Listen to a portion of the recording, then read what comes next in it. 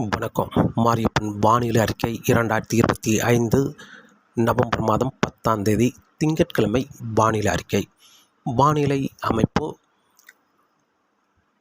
வட தமிழக நிலப்பரப்பில் வளிமண்டல கீழடுக்கு சுழற்சி நிலை கொண்டது. இந்த நிகழ்வு வரக்கூடிய நாட்களில் மேற்கு நோக்கி பயணித்து அரபிக்கடலில் இறங்கி மேற்கு நோக்கி பயணிக்க வாய்ப்புள்ளது. அதே வேளையில் கேரளாவுக்கு மேற்கு பகுதி, அதாவது தென்கிழக்கு அரபிக்கடலில் ஒரு வளிமண்டல சுழற்சி நிலை கொண்டுள்ளது. மன்னார் வளைகுடா குமரிக்கடலை இணைக்கும் விதமாக ஒரு வளிமண்டல சுழற்சி நிலை கொண்டுள்ளது. தென்கிழக்கு அரபிக்கடலில் நிலை கொண்டிருக்கும் வளிமண்டல சுழற்சி தென் மாவட்டங்கள் வழியாக கிழக்கு நோக்கி பயணித்து மன்னார் வளைகுடா குமரிக்கடலை இணைக்கும் விதமாக வளிமண்டல சுழற்சியோடு ஒன்றிணைந்து இந்த நிகழ்வு இலங்கையை நோக்கி பயணிக்க வாய்ப்புள்ளது. அதே வேளையில் தென்மேற்கு வங்கக்கடல் முதல் மத்திய வங்கக்கடல், கிழக்கு வங்கக்கடல் வரை ஒரு நீண்ட சுழற்சியாக வளிமண்டல சுழற்சி நிலை கொண்டது. இந்த நிகழ்வு சற்று மேற்கே நகர்ந்து மீண்டும் தெற்கு நோக்கி பயணித்து ஒன்றிணைந்து மேலும் ஒரு நிகழ்வோடு ஒன்று இணைந்து ஒரு காற்றழுத்த தாழ்வு பகுதியாக இலங்கைக்கு கிழக்கு பகுதி வலுவடைந்து மீண்டும் இந்த நிகழ்வு செயல் இழந்து ஒரு காற்றழுத்த தாழ்வு நிலையாக இலங்கைக்கு தெற்கு பகுதி முன்னேறி வரும்பொழுது மேலும் செயலிழந்து ஒரு வளிமண்டல சுழற்சியாக நவம்பர் 18, 19, 20 தேதிகளில் அரபிக்கடலை நோக்கி பயணிக்கும் என்றும் எதிர்பார்க்கப்படுகிறது.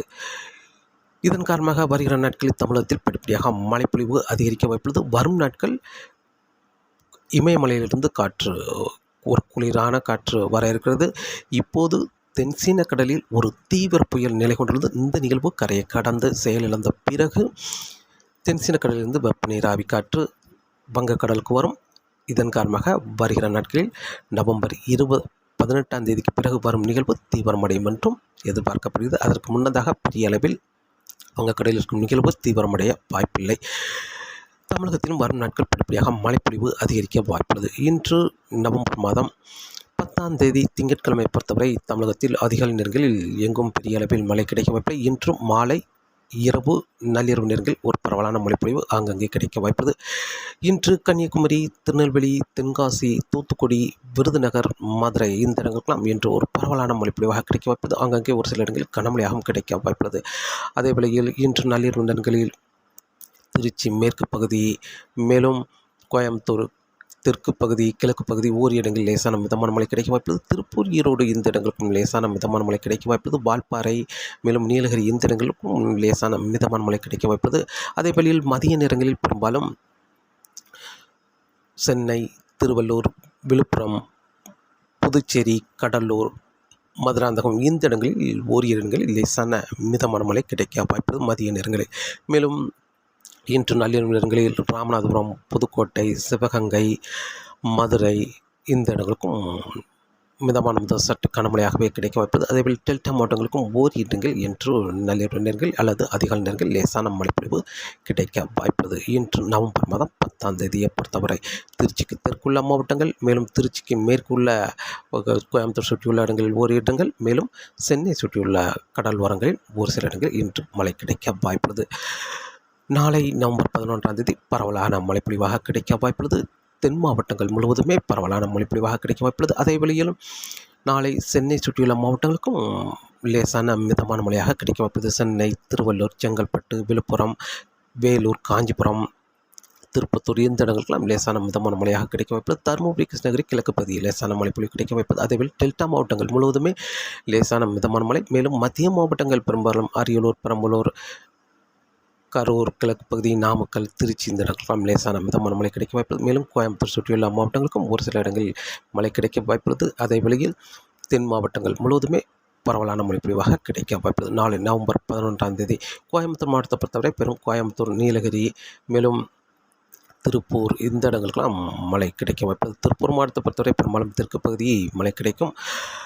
மேலும் நாளை நவம்பர் 11ஐ விட நவம்பர் 12ஆம் தேதி தமிழகத்தில் அனைத்து மாவட்டங்களுக்கும் மழை கிடைக்க வாய்ப்புள்ளது. பெரும்பாலும் திருச்சிக்கு வடக்குள்ள மாவட்டங்களுக்கு லேசான மிதமான மழை மட்டுமே கிடைக்க வாய்ப்புள்ளது.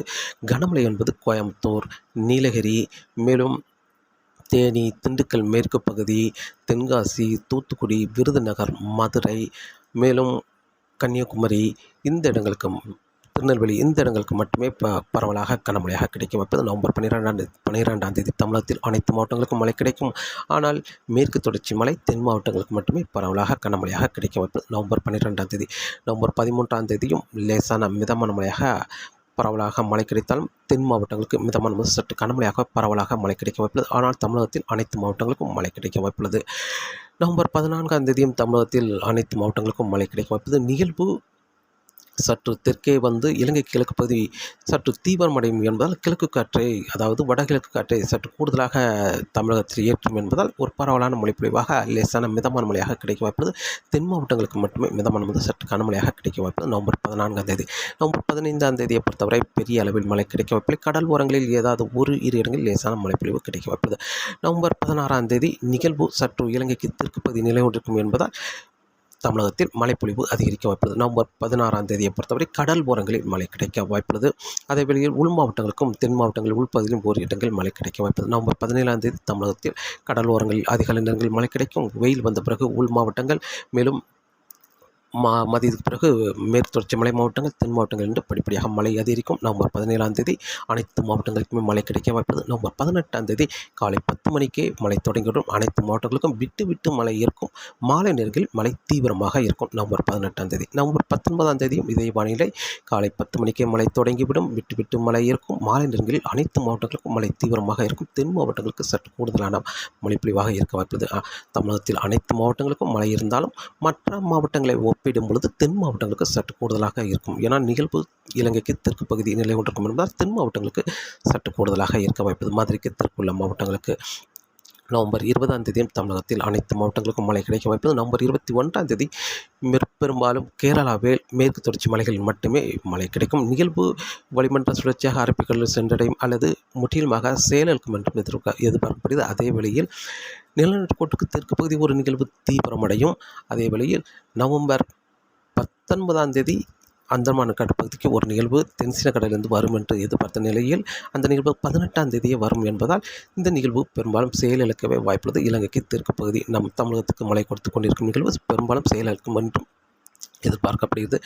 நவம்பர் 18ஆம் தேதி அந்தமான் கடற்பகுதிக்கு தென் சீன கடலிலிருந்து ஒரு நிகழ்வு வர இருக்கிறது. காற்றழுத்த தாழ்வு நிலையாக அந்த நிகழ்வுக்கு அந்தமான் கடற்பகுதிக்கு வந்தவுடன் காற்றழுத்த தாழ்வு பகுதியாக தீவிரமடையும். நவம்பர் 19ஆம் தேதி 20ஆம் தேதி ஆழ்ந்த காற்றழுத்த தாழ்வு பகுதியாகவும் 21ஆம் தேதி தாழ்வு மண்டலமாகவும் 22ஆம் தேதி ஆழ்ந்த காற்றழுத்த தாழ்வு மண்டலமாகவும் வலுப்பெற்று 23ஆம் தேதி புயலாக வலுப்பெறும் என்றும் எதிர்பார்க்கப்படுகிறது. இந்த நிகழ்வு புயலாக வலுப்பெற்று தீவிர புயலாக வலுவடையுமா அல்லது சாதாரண புயலாக அதிக மழை கொடுக்கும் அளவுக்கு சாதாரண புயலாக கரை கடக்குமா என்பது வரக்கூடிய நாட்களில் பார்க்கலாம். ஆனால் இந்த புயல் பெரும்பாலும் டெல்டா மாவட்டங்கள் வடக்கு பகுதி கரை கடக்கும் என்றும் எதிர்பார்க்கப்படுகிறது. இந்த புயல் பெரிய காற்று பாதிப்பை கொடுக்க வாய்ப்பில்லை. அதிக மழை கொடுக்க வாய்ப்புள்ளது. நவம்பர் 23ஆம் தேதியே தமிழகத்தில் கடலோர மாவட்டங்கள் அதனை ஒட்டியுள்ள உள் மாவட்டங்களுக்கு கொடுக்கும். நவம்பர் 24ஆம் தேதி தமிழகத்தில் அனைத்து மாவட்டங்களுக்கும் மழை கிடைக்க வாய்ப்புள்ளது. நவம்பர் 25ஆம் தேதி புயல் மிக நெருக்கமாக நிலை கொண்டிருக்கும். இந்த புயல் வரும் நாட்கள் எந்த வழித்தடத்தில் கரையை கடக்கும் என்று பார்க்கலாம். ஆனால் இந்த புயல் கரையை கடக்கும் இடத்தில் கூடுதலான மழைப்பொழிவு பெரும்பாலும் நிகழ்வுக்கு தெற்கு பகுதி தான் கூடுதலான மழைப்பொழிவாக கொடுக்கும் என்றும் எதிர்பார்க்கப்படுது. புயலுக்கு தெற்கு பகுதி காற்று இணைவு இருக்கும் காரணமாக புயலுக்கு தெற்கு பகுதி தான் கூடுதலான மழைப்பொழிவு கொடுக்கும் என்றும் எதிர்பார்க்கப்படுது. இந்த புயல் எந்த வழித்தடத்தில் அமைதோ அந்த வழித்தடத்தில் கூடுதலான மழைப்பொழிவும் மற்ற இடங்களுக்கு குறைவான மழையும் கொடுக்கும் என்றும் எதிர்பார்க்கப்படுகிறது. வரும் நாட்களை பொறுத்தவரை தமிழகத்தில் ஒரு மழை வானிலையாக அமையும். ஆனால் இப்போதைக்கு வட மாவட்டங்களுக்கு குறைவாகவும் நவம்பர் 16ஆம் தேதிக்கு பிறகு கூடுதலாகவும் தமிழகத்தில் மழைப்பொழிவு அனைத்து மாவட்டங்களுக்கும் கூடுதலான மழைப்பொழிவாக கிடைக்கும் என்றும் எதிர்பார்க்கப்படுது. கர்நாடக எல்லையோர மாவட்டங்கள், கோயம்புத்தூர் சுற்றியுள்ள மாவட்டங்களுக்கு இப்போதைக்கு பெரிய அளவில் மழை இல்லாவிட்டாலும் வரும் நாட்கள் உங்களுக்கும் ஒரு நல்ல மழைப்பொழிவு கிடைக்கும் என்றும் எதிர்பார்க்கப்படுகிறது. காற்றின் வேகத்தை பொறுத்தவரை காற்றின் வேகம் இப்போதைக்கு மீனவர்களுக்கு சாதகமான சூழலாக அமைந்தாலும் அதிகபட்சம் 35 முதல் 45 கிலோமீட்டராகவும் இடையிடையே 55 கிலோமீட்டர் வரை காற்றின் வேகம் இருக்க வாய்ப்புள்ளது. ஆனால் நவம்பர் 18ஆம் தேதிக்கு பிறகு தென்சீன கடலிலிருந்து வரும் நிகழ்வு சற்று வேகமாக தீவிரமடையும் என்பதால் நவம்பர் 18ஆம் தேதியிலிருந்தே காற்றின் வேகம் படிப்படியாக அதிகரிக்கும். அதிகபட்சம் நவம்பர் 23ஆம் தேதியெல்லாம் 70 கிலோமீட்டர் வேகத்தில் காற்றின் வேகம் இருக்க வாய்ப்புள்ளது. இதன் காரணமாக மீனவர்களுக்கு வரும் நாட்கள் நவம்பர் 19ஆம் தேதிக்கு பிறகு மீன்பிடிக்க தடை ஏற்படும் அளவுக்கு காற்றின் வேகம் இருக்கும் என்றும் எதிர்பார்க்கப்படுகிறது. அடுத்தடுத்த நாட்கள் நிகழ்வு தீவிரமடைந்து ஒரு புயலாக வலுப்பெற்று கரையை கடக்கும் என்பதால் கரை கடந்த பிறகு செயலிழந்த பிறகு படிப்படியாக காற்றின் வேகம் குறையும் என்றும் எதிர்பார்க்கப்படுகிறது. நவம்பர் 18ஆம் தேதிக்கு பிறகு மீனவர்களுக்கு மீன்பிடிக்க அச்சுறுத்தும் வகையில் காற்றின் வேகம் இருக்க வாய்ப்புள்ளது. தொடர்ந்து வானிலை அறிக்கையோடு இணைந்திருங்கள். மீண்டும் சந்திப்போம். நன்றி, வணக்கம்.